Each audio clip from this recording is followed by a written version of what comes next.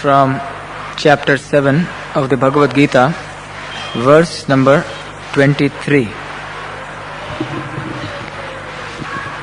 Antavat tu phalam tesham tad bhavati alpamedhasam devan devayajah madbhakta yanti mam api antavattu phalam tesham tadbhavatyalpamedhasam devan devayajo yanti madbhakta yanti mamapi.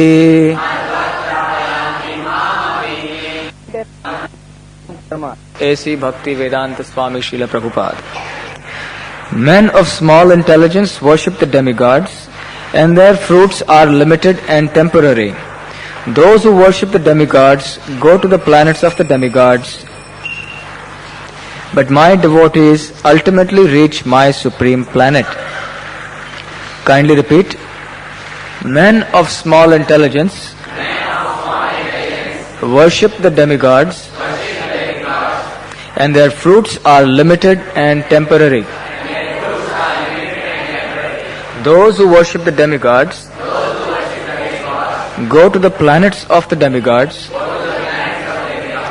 but my devotees ultimately reach my supreme planet.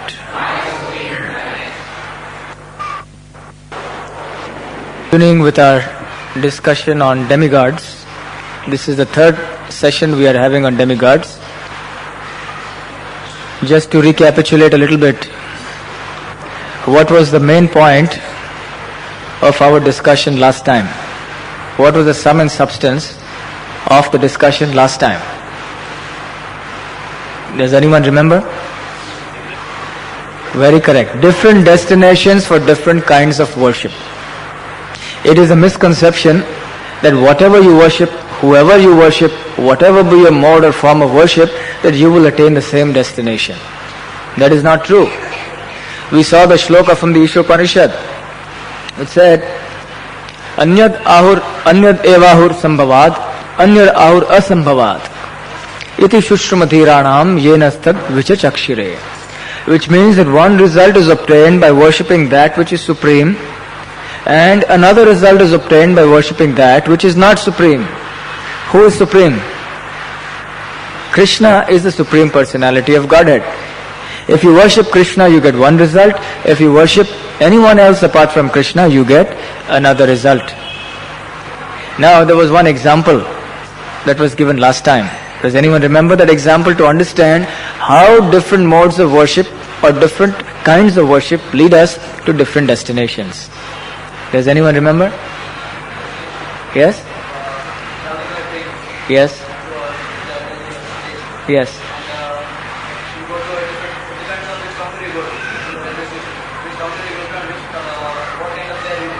Yes.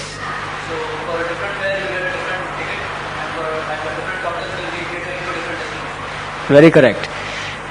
You see, different forms of worship lead you to different destinations. For each destination, you always have to purchase a ticket. Correct? If you have to travel by train, you must purchase a ticket exactly for that destination. If you want to go to Delhi, you have to purchase a ticket for Delhi from the railway counter of the Indian Railways, and then sit on the train that you bought the ticket for that is bound for Delhi. You cannot simply buy any ticket from anyone and sit on any train at any time and expect to reach Delhi. Correct? So, the Indian railway counters, they are something like the Vedas. Because there are destinations for different fares, different destinations, all are available in the Vedas. Where do you want to go? If you want to go to the planets of the demigods, just pay the fare, perform particular kinds of worship, and you can go there. If you want to go to Pitriloka, as we saw last time, worship the forefathers and you will go to Pitriloka. Like that, if you worship Krishna, then you will go back to Krishna's abode.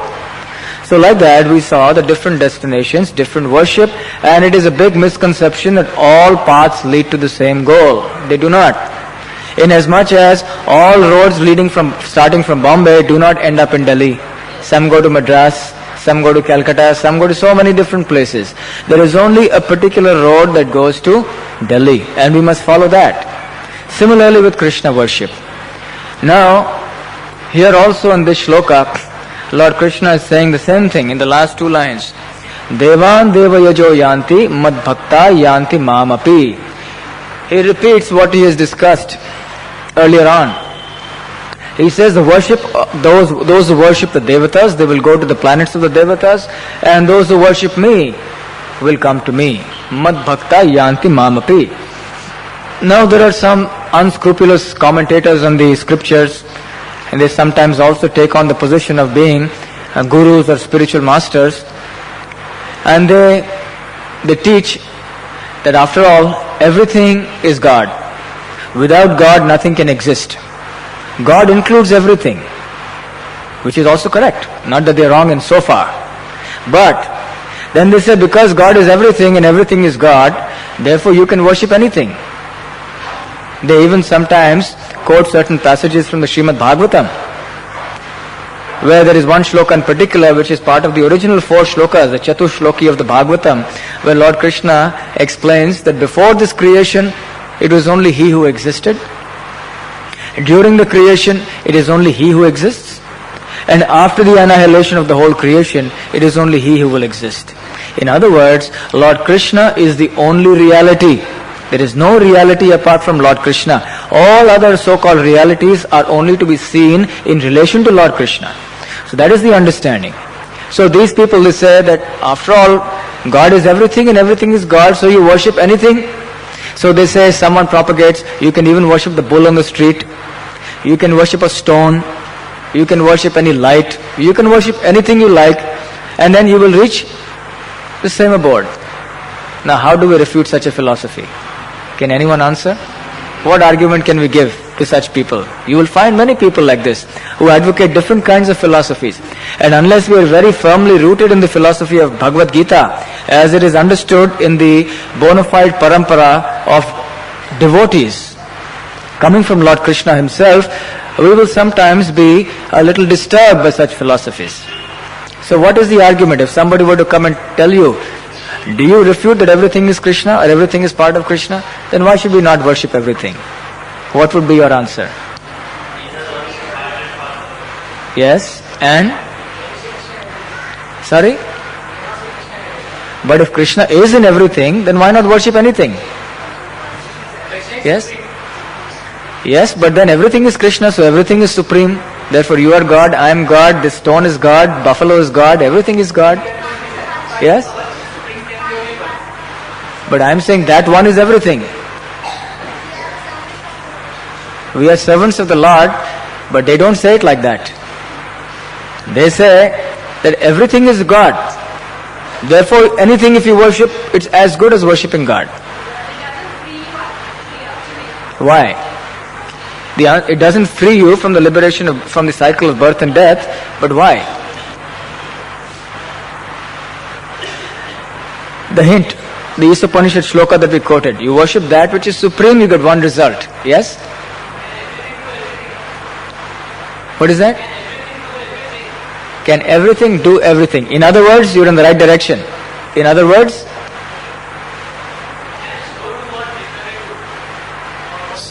very good, that's going in the right direction. So we come to a very important point, and that point is that everything is coming from Krishna. When we say that God is everything, we mean that everything is coming from God. In the Bhagavad Gita, Lord Krishna explains, Aham sarvasya prabhavo mattah sarvam pravartate. He says everything, whether it is material or spiritual, is simply emanating from me. There is nothing that doesn't come from God. And in that sense, God includes everything. In fact, in the whole Vedanta Sutra, the very first line is Janmadyasyataha. This is the definition of God. The preliminary definition of God is He from whom everything emanates. He is the source of everything. So now we must distinguish. The bulb is the source of the light. The horn is the source of the sound. So does that mean the bulb and the light are the same? Does it mean that the sun and the sunshine are the same? Yes or no? But they are the same also. If there was no sun, there would be no sunshine. And without the sunshine, what is the meaning of the sun? Sun is the source and sunshine is the energy. In other words, we must distinguish between two things. The energetic and the energy. The source of the energy and the energy itself. Now both the source of the energy and the energy are simultaneously one and different. They are one also and simultaneously they are different. In the daytime, we may not be seeing the sun directly when we are sitting inside the room. But we say the sun is in our room. It is not that the sun is physically in our room, but the sunshine is there. So we understand simultaneously the energy and energetic are different. And at the same time they are one also. But at the same time we understand that the original source is more important. Because without the bulb there will be no light. Like that, Krishna is the source of everything and everything else is simply his energy.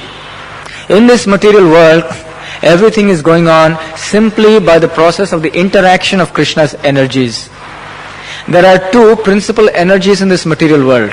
What are they? What are the two energies of Krishna in this material world? Spiritual and material. Of course, Krishna has infinite energies.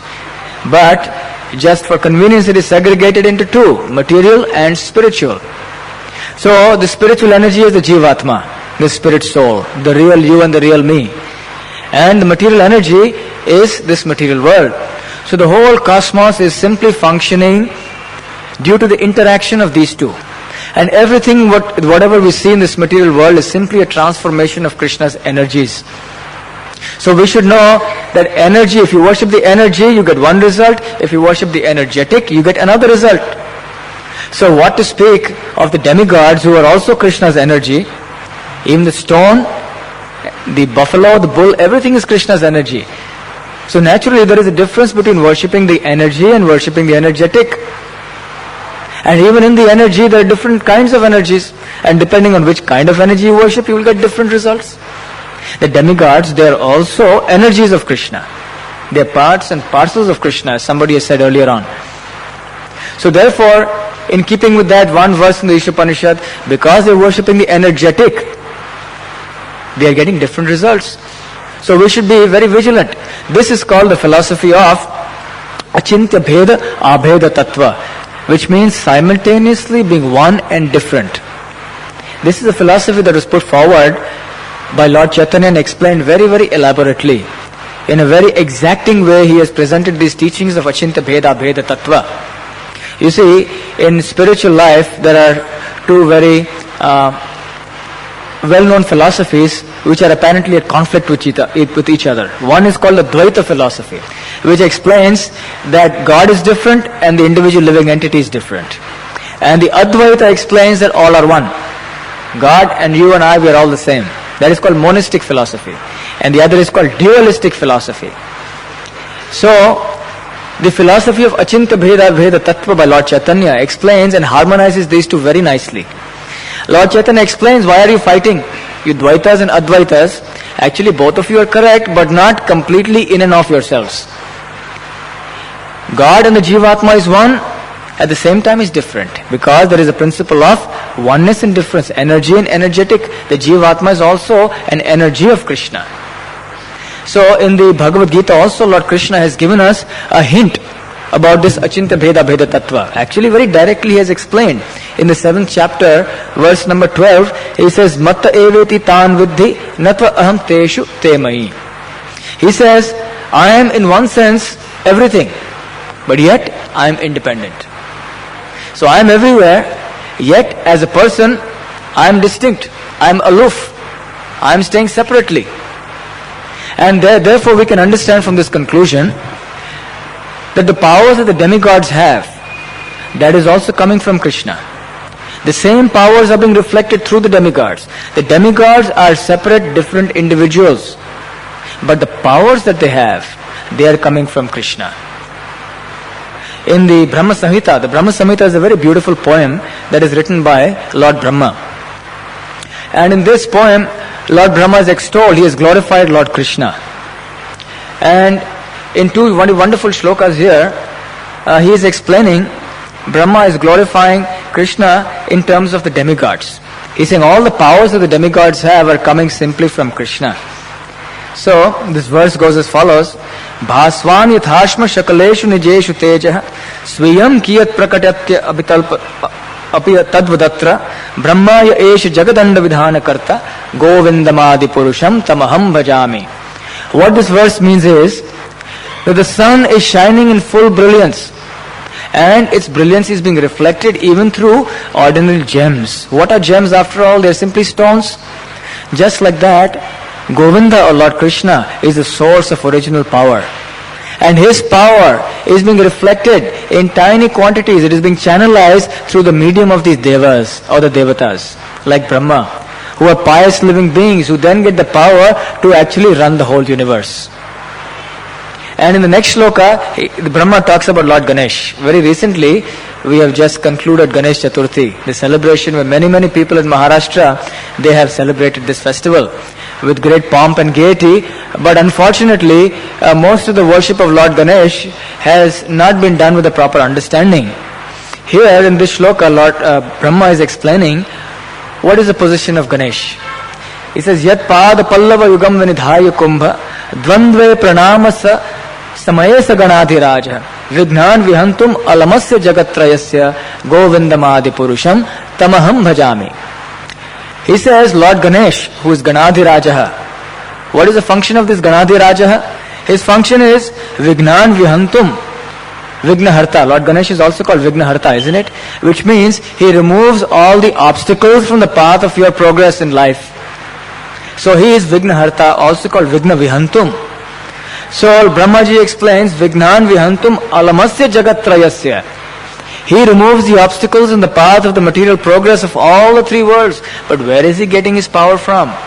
He is getting his power from Krishna. Brahma explains that Lord Ganesh has two tumuli, right, from his elephant head.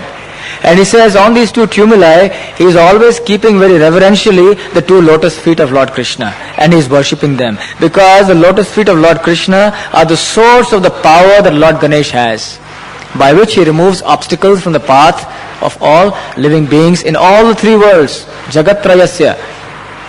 So actually Lord Ganesh is a pure devotee of Lord Krishna. So when we pray to Lord Ganesh, we should pray with this understanding that most people in this world are praying to you for removing obstacles in the path of material progress. But I am not so much interested in material progress. So, my dear Lord Ganesh, you please kindly remove all the obstacles from the path of my bhakti to Lord Krishna. Then Lord Ganesh is very pleased. Lord Ganesh's right hand is always extended forward in giving blessings. So he gives blessings as a matter of duty when you ask for material benedictions. But he is not very pleased. But when you ask for Krishna bhakti, therefore, then he is very happy. Therefore, even outside our temple here, you will find Lord Ganesh is there. So every time we enter the temple, we pray to him that please help me to become a good devotee of Lord Krishna. And surely, then Lord Ganesh will remove all the obstacles from the path of our devotion. So this is the correct understanding of worshipping Lord Ganesh. Not that we should think that Ganesh is also the Supreme Personality of Godhead or Brahma is the Supreme Lord. In fact, the worshippers of the demigods, they very often make this mistake. They consider the demigods to be supreme.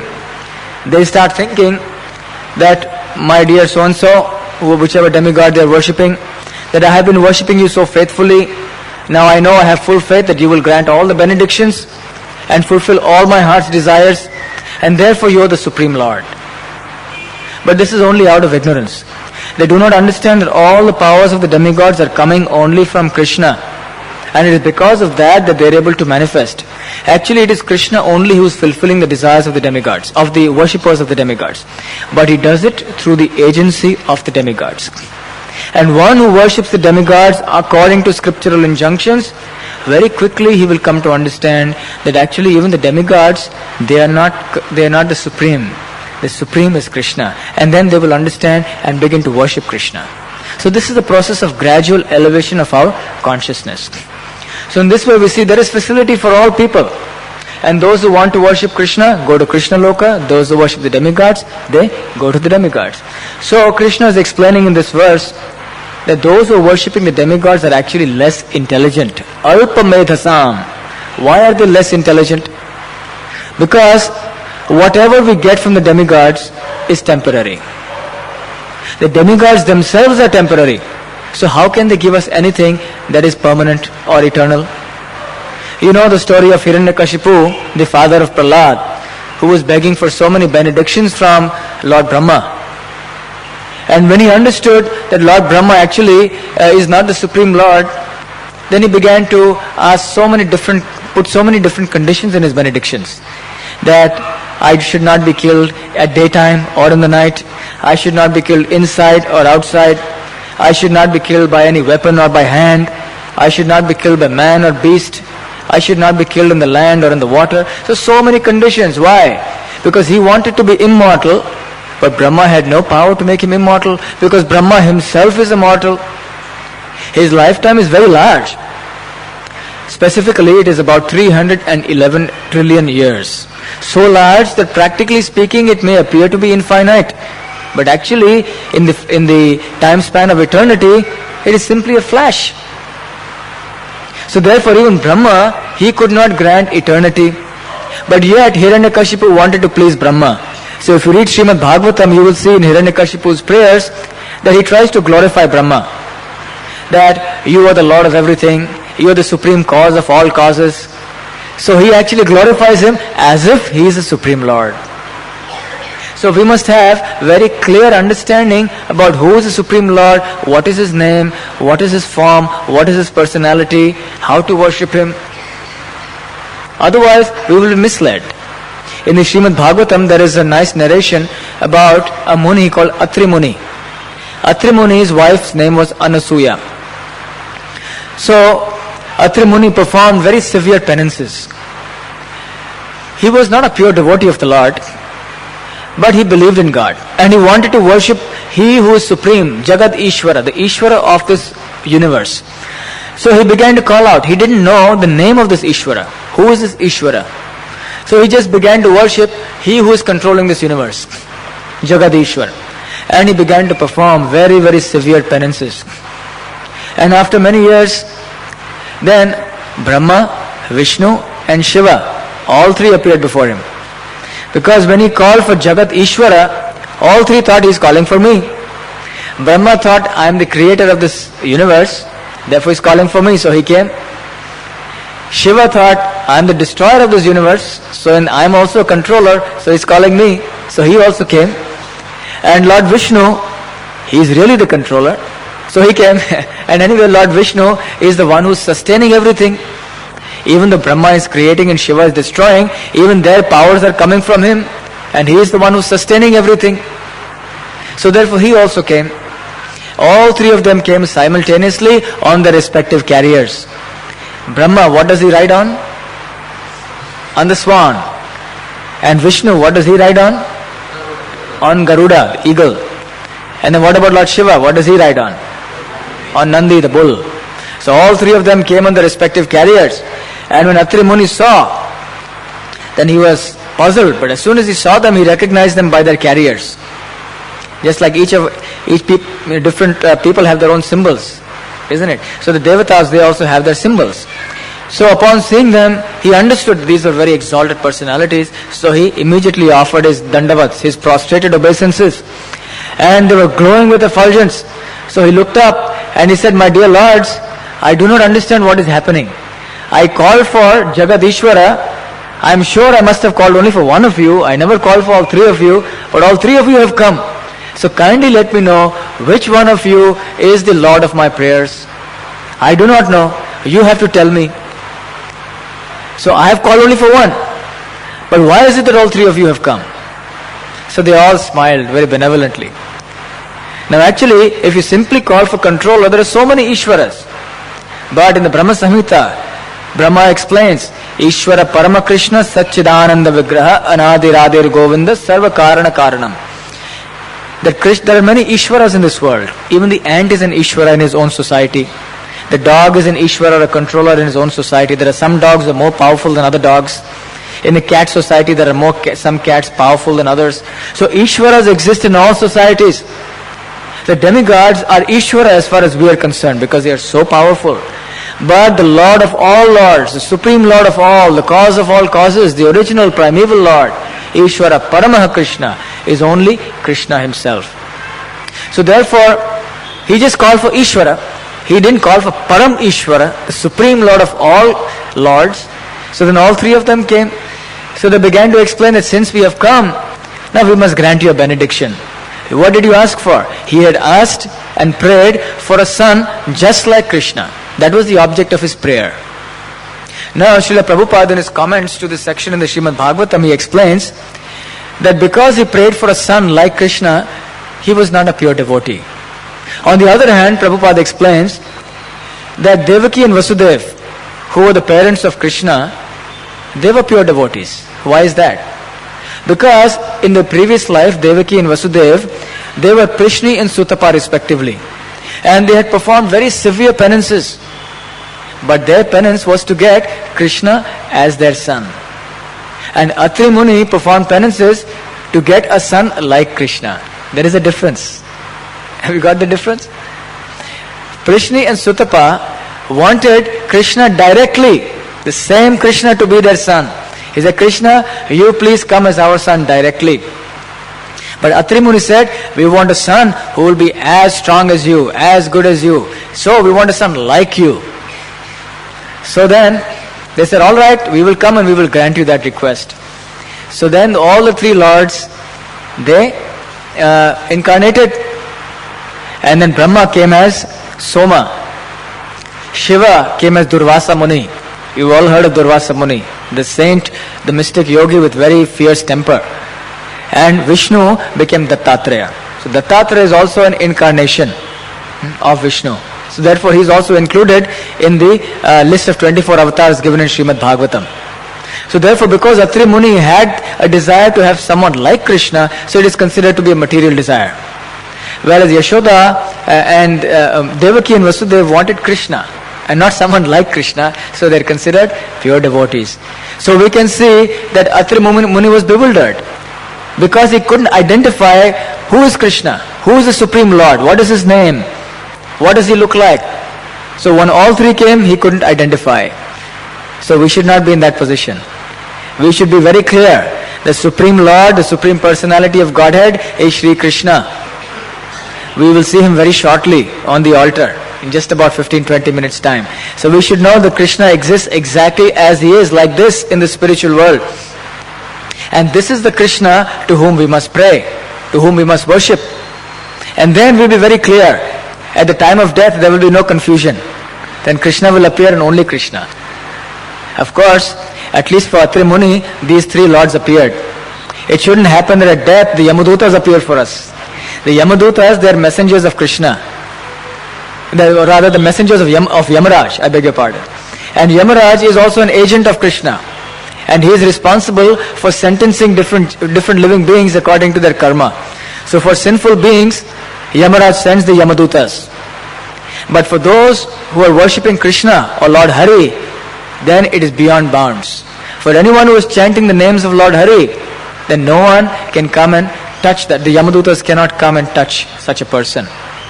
So therefore we see that we should be very clear about who is the Supreme Lord and we should worship only him. Because Krishna is eternal, therefore he can grant us an eternal benediction. The Devatas or demigods, however powerful they may be, they are still mortal, and therefore whatever benedictions they can give, they will not be eternal. We want to get out of the cycle of birth and death. We want to regain our original position as Satchit Ananda, eternal, full of knowledge and full of bliss. But the demigods cannot grant us this. Another name of Krishna is Mukunda. Mukunda means one who awards liberation. Because it is only Mukunda who can give liberation, not the demigods. As we saw in the case of Hiranyakashipu asking Brahma. And then later on Brahma had to chastise, Lord Krishna had to chastise Brahma that you go around granting such difficult benedictions and then I have to come and solve all the problems. So that is why it is called less intelligent to worship the demigods. If you are worshipping, might as well worship for that which is eternal. Why should you compromise? Why should you settle for anything less than eternal? Why should you settle for anything less than Satchit Ananda? It is your birthright to be restored to that position of Satchidananda. We are all Satchidananda. So why should we simply settle for some temporary life of just a little bit of material pleasure? Because as you know, in this world, there is nothing like pure material pleasure. As you know very well, everything in this world comes mixed. It comes adulterated. Nothing is pure now. Whether it is cement, material distress, you cannot have one without the other.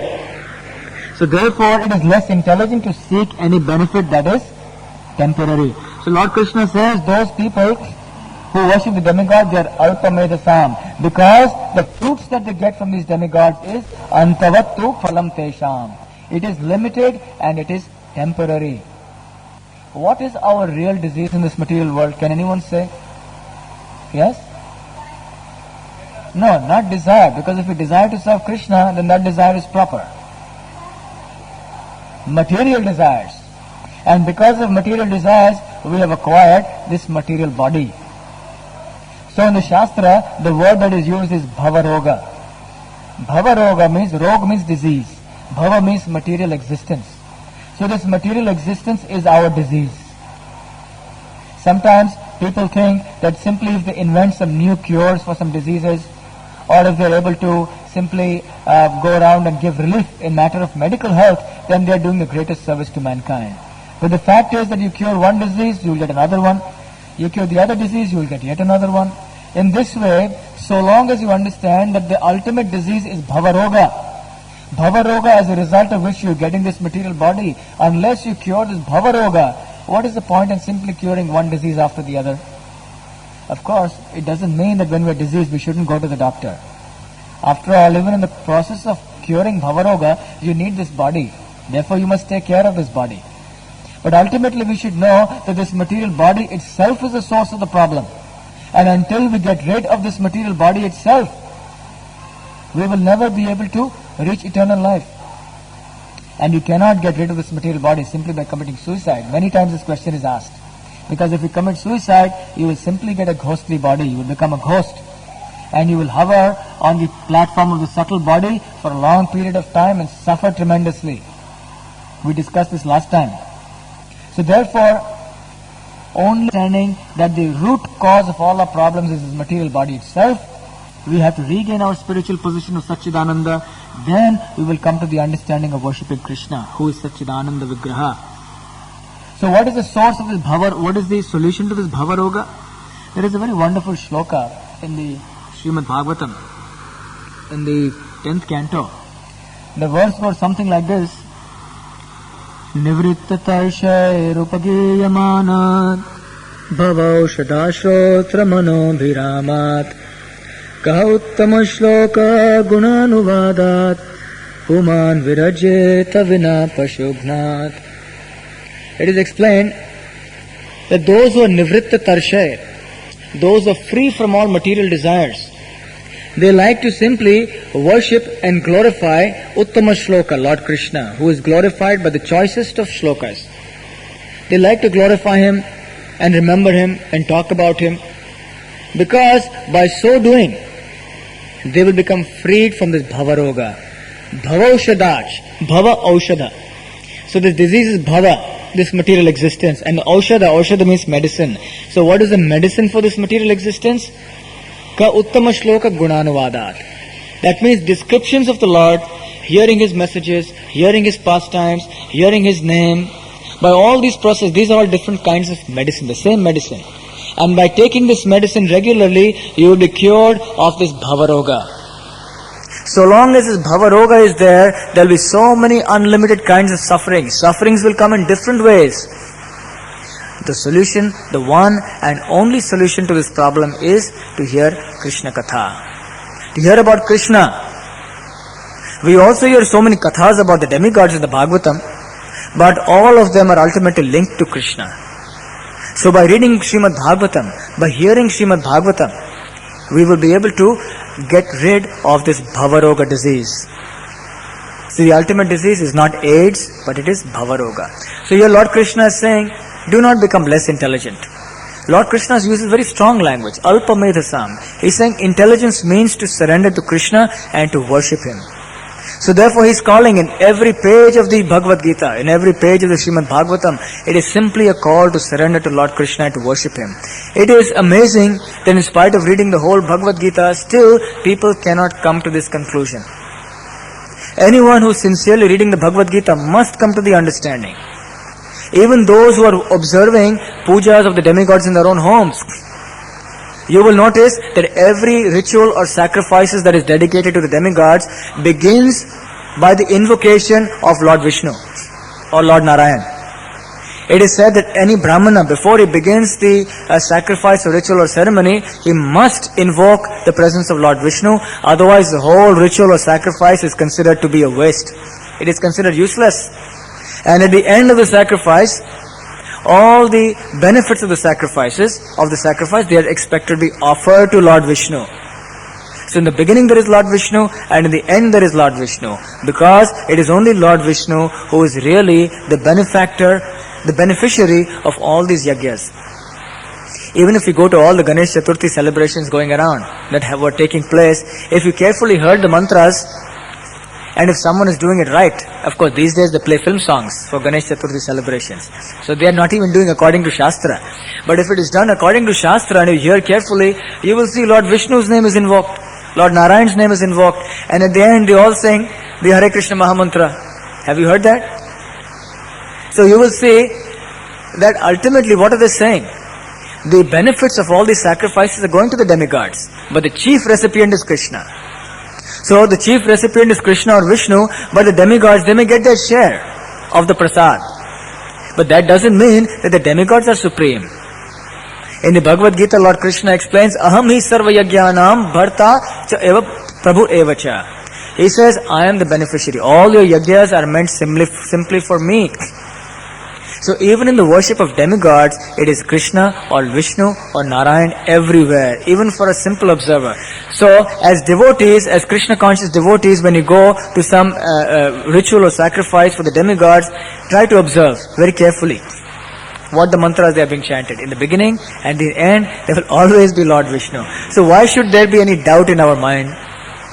But because the worshippers of demigods, because of that kind of worship, Krishna gives them that understanding, that vision, so they cannot see through these things. And they think, my demigod is the only Supreme Lord, and therefore I must worship Him. So Lord Krishna actually explains that do not try to shake the faith of such people. If they're willing to listen to you, you may try to explain. If you tell them you're less intelligent, that is the last thing you should do, because then they will become very angry. But then at the same time, we are not speaking an untruth. That is what Lord Krishna is saying. Krishna is saying, Alpamedhasam. And next time when we talk about the demigods, Krishna uses even harsher language, what appears to be harsher language. So for worshippers of demigods, Krishna explains that I am giving them the faith by which they worship the demigods. Yo yo yam yam shadum bhaktaha. He says, from me, as they want to worship different demigods, I give them that faith. I give them that intelligence. Because he sees that this person wants to worship that demigod, he makes his faith very strong. So we should not unnecessarily go and disturb people's faith in the demigods. Rather, if somebody is receptive, if somebody is willing to listen to Krishna conscious philosophy, we may gently go and give it to that person. If that person is very stubborn in his faith, then we should simply just somehow or the other give him some Krishna Kirtan, some Krishna Prasad, and in this way gradually uplift that person. You see, for persons who have no understanding of the Supreme Personality of Godhead, they become polytheists. Polytheist means, he is also God, he is also God, he is God. All the devatas are God, all gods are the same. So for those who are impersonalists, there is in the Shastra a recommendation of Panchopasana. Pancha Upasana, the worship of 5. Pancha. Who are those 5? Can anyone say? Of course, Vishnu is there, definitely. Apart from Vishnu, Surya, Vishnu, Ganesh, not exactly Lakshmi, Shakti or Kali, and Shiva. So these 5. So they think these five, Ganesh is among them. So they think, yes, Ganesh is supreme. So those who are worshipping Shakti, they think Shakti is supreme. Like that, each of them thinks, yes, the worshipper, the demigod whom I am worshipping is supreme. So in the Srimad Bhagavatam, when Prahlad is describing the processes of bhakti, he says, Shravanam, Kirtanam, Vishnu, Smaranam, Padasevanam, Archanam, Dasyam, Sakyam, Atmanivedanam. These are 9 processes by which you can render bhakti to Krishna. You can render bhakti to the Supreme Lord. But in the very first line he clarifies. He says, Shravanam, Kirtanam, Vishnu. He doesn't say, he's saying this Vishnu deliberately. Because he knows that tomorrow somebody will say, no, actually what Prahlad meant was Shravanam, Kirtanam, Kali. Or Shravanam, Kirtanam, Chandi. Or Shravanam, Kirtanam, Durga. Or Shravanam, Kirtanam, Shiva. He says very clearly, Shravanam, Kirtanam, Vishnu. Prabhupada used to comment that at many places in Bengal, they have what is called Kali Kirtan. So Prabhupada says, what is the meaning of this Kali Kirtan? Kirtan means Krishna Kirtan. Kirtan is no other Kirtan possible. Krishna Kirtan means Krishna Kirtan. There is no concept of Kali Kirtan. Because ultimately all glorification is meant for Krishna. Out of ignorance only, we feel that yes, this demigod is supreme and therefore we will worship. So Krishna says, Krishna is neutral. So he says, okay, if you want, then I will give you the strength. But we should not be that neutral. We should have that understanding that Krishna is supreme and we should worship only Krishna. So we will deal more with this subject, not next Wednesday. Next Wednesday we will deal with another shloka. And the time after that we will talk about what kind of people worship the devatas. This is not meant to be a personal affront to those who are worshipping demigods. We should try to see this in a philosophical light. So today we will end early because I was told that it goes on for too long perhaps. So we will try to have some question answers before the darshan opens. And if there's still some question answers left after that, then we will maybe have just 1 or 2 after the darshan. Because this is the 3rd lecture on demigods, so maybe some of you have many questions about demigods, and if you would like to clarify them, we have 5 or 7 minutes now. Just now, while offering prayers to any demigod, first we invoke the name of Vishnu or Narayan. Why not directly Krishna? Why Vishnu or Narayan? You see, Krishna is the original Vishnu. And many places in the Shastra, even in the Bhagavatam, the word Vishnu is used rather than Krishna. That is because in this world, Krishna appears in the form of Vishnu. Krishna appears as Krishna only in Vrindavan, in the form of his name, and in the form of his deity. But in every other form, he is appearing in his 400 form of Vishnu. So in the material world, we are understanding Krishna in the form of Narayan or Vishnu. In the Trinity also, it is Vishnu. It is not directly Krishna. So that is why we find Vishnu mentioned in most of the yagyas, most of the mantras, and also even in the Bhagavatam. Krishna is mentioned directly, of course. But the great devotees, when they prayed, it was the 400 form who came. And it is only when we come to certain sections of the Bhagavatam, particularly the 10th canto and a few others, that we see Krishna in his original 200 form. So because Krishna interacts in this material world through his 400 form, his Vishnu Narayan form, so very often in the mantras, it is this form that is described. But still we should understand Vishnu and Krishna are non-different, although Krishna is the original Vishnu. He is the source of all the Vishnus. Vishnu is also in the category of energy. All the devatas are in the category of energetic. Or rather, I beg your pardon. Vishnu is also in the category of energetic. The devatas are in the category of energy. So we should not think Vishnu is an ordinary living being. Although sometimes people think Brahma, Vishnu, Mahesh. So they think Vishnu is also the same as Brahma and Vishnu.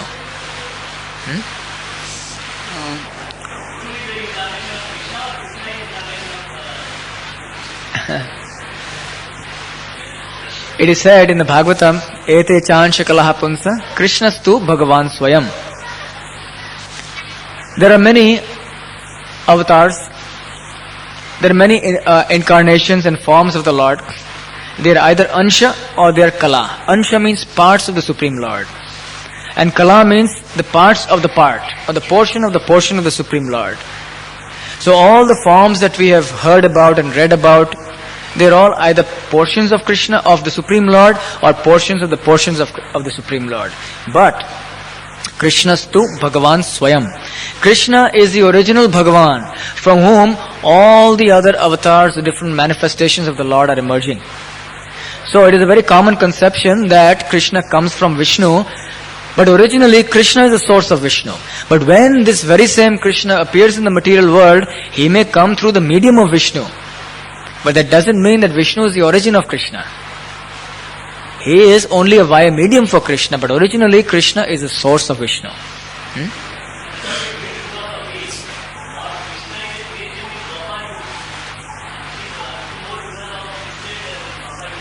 We are also... Actually, nowhere in the Shastra is this ever said that Krishna is coming from Vishnu. In the sense that Vishnu is the origin of Krishna. He is a via medium. He appears just like Kshirodakshaya Vishnu. There are many things we may not discuss today. But Krishna is the original Lord. And actually, in the Bhagavad Gita and also the Bhagavatam, it is very clearly explained that all the avatars are coming only from Krishna. It is a detailed subject matter. We have actually already discussed this when we discussed the personality of Krishna. So it is a misconception that Vishnu is superior to Krishna. Krishna appeared in Dwapar Yuga, but he is not a creation of Dwapar Yuga. He simply appeared in Dwapar Yuga and then it disappeared. Just like the sun, it appears in the morning and it disappears in the evening. But it doesn't mean that the sun was created in the morning, and it doesn't mean that the sun is destroyed in the evening. Exactly like that, Krishna appears at any point of time in Dwapar Yuga. That is also actually described. There are specific times when he comes. And at a specified time, he also disappears. So Krishna is not of this world. He is not a creation of this world. On the contrary, the world is his creation. And he simply comes within his creation at his own sweet will, appears, performs his various pastimes, and then goes away. And for the purpose of maintenance and creation and destruction of this world, he has his agents. And there are different categories of agents. Brahma, Shiva and Vishnu, they are all three his agents, and all three are in different categories. His agent for creation is Brahma, who is a category of Jiva, the energy. Lord Shiva is also his energy, but in a different category than Brahma. And Lord Vishnu, he is in the same category as Krishna, in the category of energetic. So Lord Krishna takes the form of Lord Vishnu to sustain the whole universe. It is not that Lord Vishnu is the source of Lord Krishna. This is a question that is very, very commonly asked in India. Because the whole thing starts from the Dashavatara of Jayadev Goswami, where people think that actually the Dashavatara is all coming from Vishnu. But actually Krishna is the original candle that lights all the other candles. All the other avatars and manifestations of the Lord, they are like candles. But there is one original candle that lights up all the other candles. And that original candle is Krishna. Right? You'll have to use the mic. The Yamdutas don't disturb him. Then that person won't be purified, say in one life. Then how is the karma of that particular person decided? Can you repeat your question? Anyone who is chanting the name of Lord Hari, you mentioned in your lecture, the Yamdutas don't come and take care of him at the time of death. But it's not necessary that the person will be completely purified at the time of death. Then who decides? How is this karma decided? You see, the idea is, for one who is chanting the name of Hari, sincerely, one who has become a pure devotee of the Lord, or one who is striving to be a pure devotee of the Lord, sincerely, Krishna takes personal care of such a person. And therefore, he is beyond the jurisdiction of Yamaraj. Then, such a person becomes beyond karma. So Krishna takes personal care of him. Do you remember the time when we discussed the shloka on Ananyas Chintayanto Mam Ye Jana Paryupasate? And we discussed the story of how this devotee, he was doubting whether Krishna personally comes or whether he sends his agent. But for Krishna's pure devotee, Krishna comes personally. And therefore, the Vishnudutas couldn't tolerate why the Yamadutas came. Especially in the story of Ajamil, if you're referring to that. They could not tolerate. They said, he is chanting Vishnu's names, so you have no right over him. So it's a guarantee. It's a guarantee. If you're chanting Krishna's names, then Krishna will take care of you. Mention for pure devotees. Yes. I am talking about ordinary devotees. If you're chanting sincerely, don't worry. Krishna will make sure that he takes care. Because it is time for darshan. That Devaki and Vasudev prayed to Lord Brahma that a son, Lord Krishna, should be born to them. No, they did not pray to Lord Brahma. And, They prayed to Krishna. and how can they pray to Krishna that Krishna should be born? Yes, they say this is called love in Vatsalya Bhav, where the devotee, he wants to become like a parent to Krishna. Of course, Krishna is everyone's father. Aham bija pradah pita. So who can be Krishna's father? But out of love, because the devotee wants to serve Krishna in the mood of parental affection, so Krishna, out of love for his devotee, because Krishna also relishes that kind of love, he accepts the position of being the child of some of his pure devotees.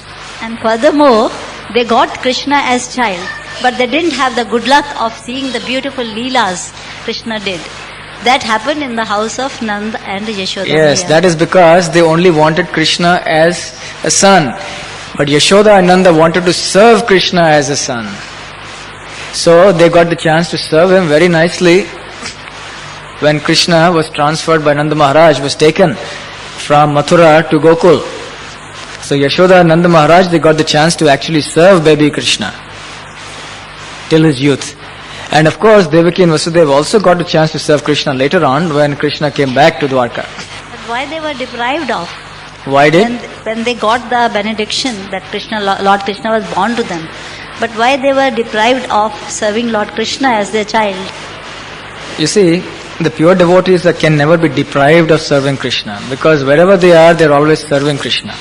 Service is of two types. Service to Krishna, it is service in meeting and service in separation. So it is not that Devaki and Vasudev were not serving Krishna when Krishna was away. In their hearts, they were always serving Krishna. But they got the opportunity to serve Krishna physically only for a very short while. While Krishna was there, only for a few moments before he was taken by Nanda Maharaj. They asked Krishna, you please come as my son. He came as his son, as their son, and they went. But all the more this shows the greatness of Krishna's pure devotees. That Devaki and Vasudeva waited for so many years. 6 of their children were mercilessly killed by Kansa. And they knew that Kansa was waiting simply to kill even the 8th child.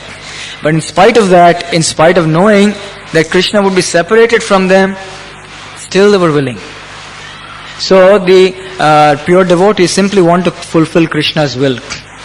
Because it was Krishna's will, he had to perform his pastimes, and his pastimes were to be performed initially not in Mathura but in Gokul. So they took him there. And out of parental affection, that was the extent of their sacrifice. You can see the sacrifice of a pure devotee. They were concerned out of parental affection for Krishna. When devotees are in this mood, they think of Krishna as an ordinary child who is dependent upon them for protection. They never see Krishna as a supreme Lord and Master who can protect them. So out of parental affection, they thought, now Kansa is going to come and try to kill our child Krishna, so we must protect him. The only way we can protect him is if we take him far away from here and leave him with Nanda Maharaj far away in Gokul and Vrindavan, and there he will be safe. So that is the reason, out of love for him also, they took him away. That is the meaning of real parental love in Krishna consciousness. If that is what is good for Krishna, that is the bhava. Yes? The devatas like Lord Ganesha and so many others are there. They are super beings and they too may have some material desire. So is there a pure devotee of Lord Krishna? Is he more exalted than the devatas? Well, you see, some of the demigods are pure devotees. Like Yamaraj, Ganesh is also a pure devotee. Brahmaji glorifies him. We read that shloka from the Brahma Samhita, in which Brahma says that Lord Ganesh always keeps the lotus feet of Lord Krishna on his tumuli and is always praying to him. So like that, there are many pure devotees, demigods who are pure devotees. But generally speaking, we discussed this last time also and the time before that the pure devotee is considered superior to the devatas, the general devatas, for several reasons. Number one, the demigods, they are empowered to give benedictions only according to the law of karma. they cannot give anything beyond the law of karma. They are attendants of the laws of karma. And they themselves are bound by the laws of karma, unless of course that devata is a pure devotee. Otherwise, generally the devatas are also bound by the law of karma. So how can they free someone else from the law of karma? But the pure devotees of the Lord, they are beyond the laws of karma themselves, and they can help us also to become free from the laws of karma. That is the glory of the pure devotee. We also saw 2 Wednesdays back, there was one little story in which we saw that 3 different stories actually, of how the great demigods, they're actually dancing to the tune of Krishna. You remember those stories? Say Indra was pouring down rain upon Vrindavan when Krishna was living Govardhan hill. Brahma was bewildered in the Brahma Vimohan Leela when he stole the calves away. And Lord Shiva was also bewildered by the Mohini avatar. So there are so many different narrations in the scriptures when we see how the demigods are completely bewildered when confronted with the power of Krishna. But that very same Krishna, to whose tune everyone dances, including the very powerful demigods like Lord Shiva, that very Lord Krishna, when he appears as a small child in Vrindavan, and the elderly gopis of Vrindavan sing and they clap their hands, then very awkwardly this baby child Krishna dances to their tune. So this is the power of the pure devotee. The pure devotee can make Krishna dance to his tune, or to her tune, and Krishna makes the whole world dance to his tune. So we can see very clearly that the pure devotee is much more powerful than the devatas. Yes, please. He appeared in a four-arm form. Why he didn't appear in a two-arm form? Initially to demonstrate to all of us that he is the Supreme Lord. Because if he appeared only as a child, then people would think, oh, he's just an ordinary child. But to demonstrate to all of us that yes, he's the very same Supreme Lord who has come. It's not an ordinary child. But why he didn't appear in original form, means as a Sri Krishna, in two arms? He did eventually. He did. But as I said, the Lord normally appears in the 400 form in the material world, because that is the way he performs his functions here. People are more familiar in this world with the 400 form. So he had to demonstrate that he is the self-same Supreme Lord who has come. It's none other. And as far as Krishna in his self-same form, when he appeared finally on the battlefield of Kurukshetra also, he was present in his two-armed self-same form. So he wanted to demonstrate that he is the same Supreme Lord who has appeared now through the womb of Devaki. One or two questions, if there are any more?